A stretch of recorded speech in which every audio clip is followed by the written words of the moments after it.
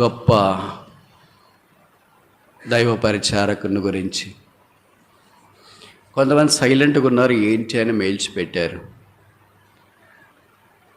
ఆయన కూడా స్పందించలేదు. తర్వాత ఈ మధ్యలో నాకు మెయిల్ పంపించినాడు. ఆయన బిలిగ్రహం పరిచర్య ద్వారా రక్షణ పొందిన వ్యక్తి. ఆయన గొప్ప సంస్థ ఆరంభించిన వ్యక్తి. ఆయన పేరు జార్జ్ వర్వర్. ఆయన సంస్థ ఆపరేషన్ మొబిలైజేషన్. నాకు కొన్నిసార్లు అనిపిస్తుంది, మన పరిచయం ద్వారా అలాంటి వాళ్ళు ఒక్కళ్ళ రక్షణ పొందితే జీవితము భాగ్యమే. ఇప్పుడు షాకింగ్ విషాదకరమైన వార్త ఏంటంటే, ఆయన మెయిల్లో ఏం రాశాడంటే, నా ఆరోగ్యాన్ని గురించి మీలో చాలామంది మెయిల్స్ పెట్టి ఎంక్వైరీ చేస్తున్నారు, కానీ నాకు క్యాన్సర్ వచ్చిందని తెలిసింది. నా దినాలు దగ్గరకు వచ్చినాయి. నా కొరకు ప్రార్థన చేస్తున్నందుకు థ్యాంక్స్. కానీ ఇలాగ రాశాడు ఆయన email, don't pray for my healing. నా స్వస్థత కొరకు ప్రార్థన చేయొద్దండి. 85 సంవత్సరాల భూమి మీద జీవించినాను. This is too much for a human being to live on the earth. 85 సంవత్సరాల భూమి మీద జీవించడం ఒక మానవునికి ఎక్కువే. దేవుడు నా ద్వారా చేయగలిగించేశాడు.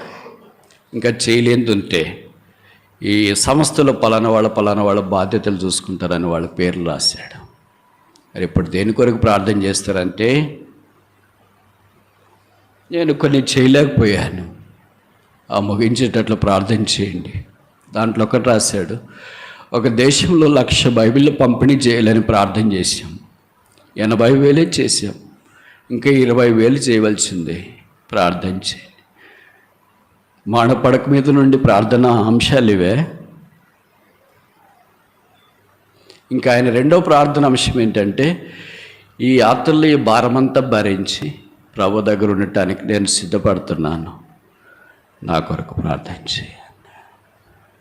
అలాంటి వాళ్ళు ఒక్కరోజు బతికినా, ఒక వారం బతికినా, ఒక మాసం బతికినా, ఒక సంవత్సరం బతికినా ప్రపంచాన్ని తలక్రిందలు చేయగలరు. ఆయన భగత్ సింగ్ గారితో కలిసి పనిచేశాడు. ఆరంభ దినాల్లో మనకి ఇంత సువార్త ఎస్టాబ్లిష్మెంట్ లేనప్పుడు ఓఎం టీమ్స్ మన దగ్గరికి వచ్చాయి. నాకు కూడా తెలుసు, మేము రక్షణ మంది నేను పిహెచ్డి చేస్తున్న స్థలంలో ఓఎం టీమ్స్ వ్యాన్లో వచ్చినారు. వాళ్ళు సువార్తలో నిష్ఠాగరిష్ఠులు. అప్పట్లో దాదాపు ఎక్కడికి వాళ్ళు వచ్చినా మన సహవాసాన్ని ఆధారం చేసుకొని ఇట్లా మందిరంలో ఫెసిలిటీ వినియోగించుకొని, ఒకవేళ మనం ఆ సువార్తలో పాలు పొందినా తీసుకెళ్తారు. మనం పాలు పొందలేమనుకున్నా వాళ్ళకి మనం షెల్టర్ ఇచ్చి చేయగలిగిన సహాయం చేస్తే వాళ్ళే వెళ్ళి సువార్త ప్రకటిస్తారు. అలాగే దాదాపు నేను చదువుకుంటున్న స్థలంలో కూడా దాదాపు 4 రోజులు ఉన్నారు. వాళ్ళతో పాటు కలిసి నేను కూడా ఆ సువార్తలో పాలు పొందడానికి వెళ్ళాను. చాలామంది యవనస్తులు ఎంత ప్రభు కొరకు ఆశ, రాత్రింబగళ్ళ కష్టపడి గ్రామాల వారికి అర్థమయ్యేటట్లు ఆ పాటలు, సామాన్యులకు అర్థమయ్యేటట్లు పాటలు, వారికి వాక్యము, తర్వాత కొన్ని బోర్డ్స్ పెట్టి వాళ్ళకు కొన్ని కథల రూపంలో చూపించట, వాడు రక్షణ లేని వారిని ఎలాగ ప్రభు దగ్గరికి తీసుకుని వెళ్తారని ఆయన భగత్ సింగ్ గారితో కూడా కలిసి పనిచేసినాడు. చాలా కాలంగా హెబ్రోన్లో స్టేజ్ మీద కూడా ఆయన వాడబడుతూ వచ్చినాడు. లాస్ట్ ఇయర్ గత సంవత్సరం చివరిలో కూడా ఆయన హెబ్రోన్కి వచ్చి పరిచయంలో పాలు పొందుతాడనే ప్రార్థన అనౌన్స్మెంట్లు కూడా మనం వింటూ వచ్చినాం. బట్ ఉన్నట్టుండి దిగ్భ్రాంతికరమైన వార్త క్రైస్తవ లోకానికి విషాదాన్ని నింపుతూ వచ్చింది.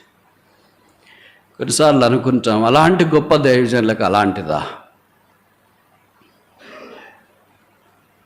85 ఏళ్ళు ప్రభుత్వం నడిచిన వ్యక్తి, ప్రపంచాన్ని తలకిందులు చేసిన వ్యక్తి, ఒక సామాన్యుడిగా ఈ భూమి మీద జీవిస్తున్న వ్యక్తి ఇప్పుడు అవసాన కాలంలో పడక మీద, అది కూడా క్యాన్సర్.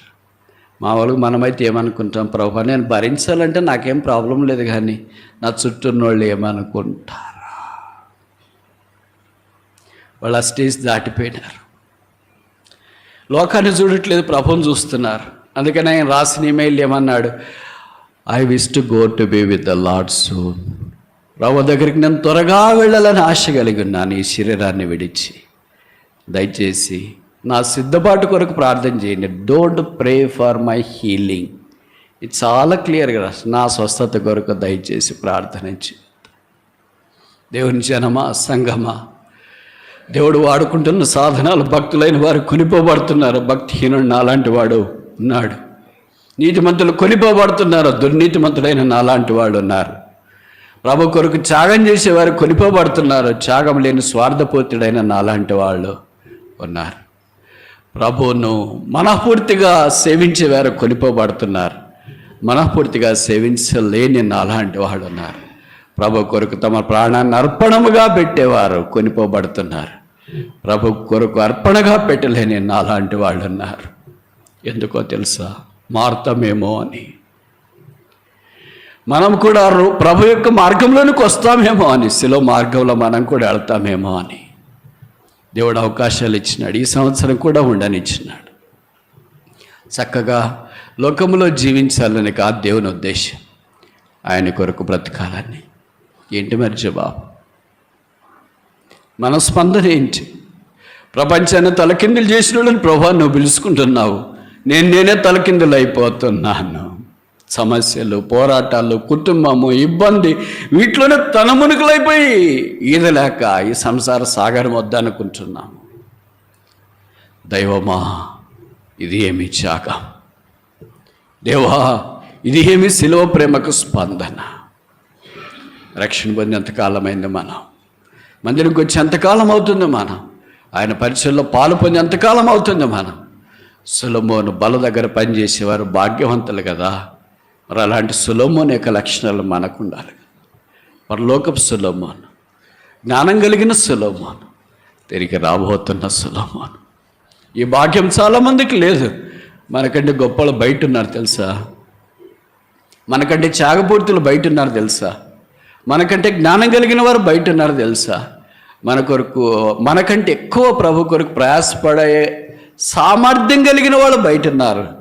వారు పిలువబడలేదు. పిలువబడిన వారు కొందరే. నన్ను పిలుచుకున్నావా? ఏమి తెలిసి పిలుచుకున్నావు? ఏమి చూచి పిలుచుకున్నావు? ఏమి కోరి పిలుచుకున్నావు? ఏమి నాలో నీకు నచ్చింది నన్ను పిలుచుకున్నావు?